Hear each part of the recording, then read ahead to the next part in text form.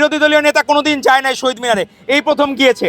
তো বিষয়টা আমাদেরকে আমরা স্বাগত জানাই, কিন্তু মুখে মধু অন্তরে বিষ নিয়ে যাতে তারা এই যাতায়াত না করেন। আমাদের এই পিজি হাসপাতাল, যেটা এখন বাংলাদেশ মেডিকেল বিশ্ববিদ্যালয়, সেটি শুরু থেকেই জিয়াউর রহমান থেকে শুরু করে আমাদের আপসহীন দেশনেত্রী বেগম খালেদা জিয়া, আমাদের তারেক রহমান, আমাদের নেতা বর্তমান প্রধানমন্ত্রী, এবং আমাদের বিএনপির সিনিয়র যুগ্ম মহাসচিব অ্যাডভোকেট রুহুল কবির রিজভী আহমেদ, সকলের স্মৃতি বিজড়িত হচ্ছে এই পিজি হাসপাতাল।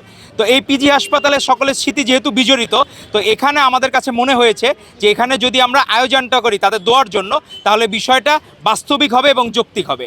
আজকে এমন একজন ব্যক্তির আজকে সুস্থতা কামনায় আমরা দোয়ার আয়োজন করেছি। উনি শুধু বেগম খালেদা জিয়ার মুক্তির প্রতিজ্ঞাবদ্ধ হওয়ার কারণে উনি 787 দিন শুধু বিএনপির কেন্দ্রীয় কার্যালয়ে অবস্থান করেছিলেন। উনি শুধু ধারণ করেছিলেন যে আমার নেত্রী মুক্ত না হওয়া পর্যন্ত আমি পার্টি অফিস ছেড়ে যাব না।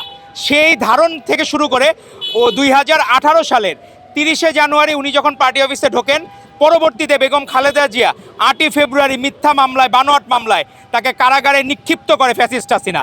পরবর্তীতে যখন উনি কোভিডের সময়, করোনার সময় মুক্ত পান, পরবর্তীতে 2020 সালের 26শে মার্চ সেই পল্টন কেন্দ্রীয় কার্যালয় ত্যাগ করেন বিএনপির সিনিয়র যুগ্ম মহাসচিব অ্যাডভোকেট রুহুল কবির রিজভী আহমেদ। তো আমাদের অনেকের কাছে মনে হয় এ যুগের ভাসানী হচ্ছেন রুহুল কবির রিজভী আহমেদ। কিভাবে সর্বোচ্চ নেতৃত্বকে হৃদয়ে ধারণ করা যায়। আমরা দেখি না, অনেক সময় দেখেন ফ্যাসিস্ট হাসিনা তার কর্মীদেরকে ফেলে চলে গেছে, কর্মীরা ফ্যাসিস্ট হাসিনাকে ফেলে চলে গেছে, কিন্তু ম্যাডাম খালেদা জিয়া এবং তারেক রহমান সেই জায়গায় সফল। তার কোনো নেতাকর্মী তাদেরকে ছেড়ে কোনো দিন যায় নাই, কোনোদিন অন্যায়ের সাথে তারা আপোষ করেন নাই।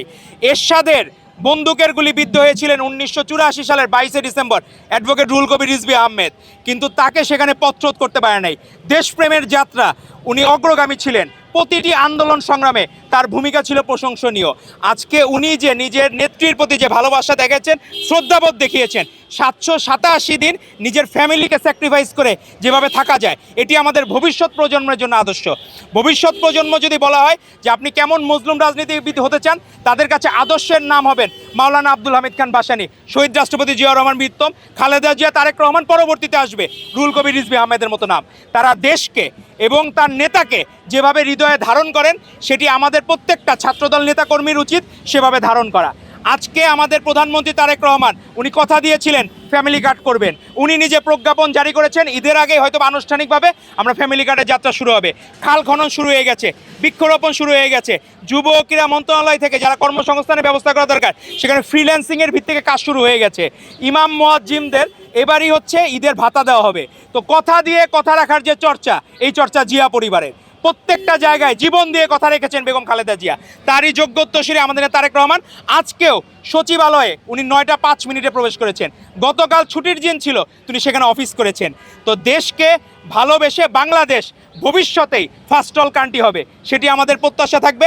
আপনাদের সকলের কাছে আহ্বান থাকবে, আপনাদের মাধ্যমে দেশবাসীর কাছে, আপনারা শহীদ রাষ্ট্রপতি জিয়াউর রহমান বীরত্তম, ম্যাডাম খালেদা জিয়া, আমাদের ভাই মরহুম আরাফাত রহমান কোকো, তাদেরকে যাতে আল্লাহ তাআলা বেহেশত নসিব করেন। এবং তারেক রহমান যে যাত্রা শুরু করেছেন, আপনি দেখেন যে শহীদ মিনারে কোনো দিন দোয়া হয় নাই 53 সালের পর, এই প্রথম প্রধানমন্ত্রী হিসাবে উনি দোয়া আয়োজন করেছেন। তো ইসলামকে সত্যিকার অর্থে যে বিএনপি ধারণ করে এবং তার প্রধানমন্ত্রী হচ্ছেন তারেক রহমান, সেটি আবারও প্রমাণিত হলো। কোনোদিন আপনারা দেখবেন বিরোধী দলীয় নেতা কোনোদিন যায় নাই শহীদ মিনারে, এই প্রথম গিয়েছে।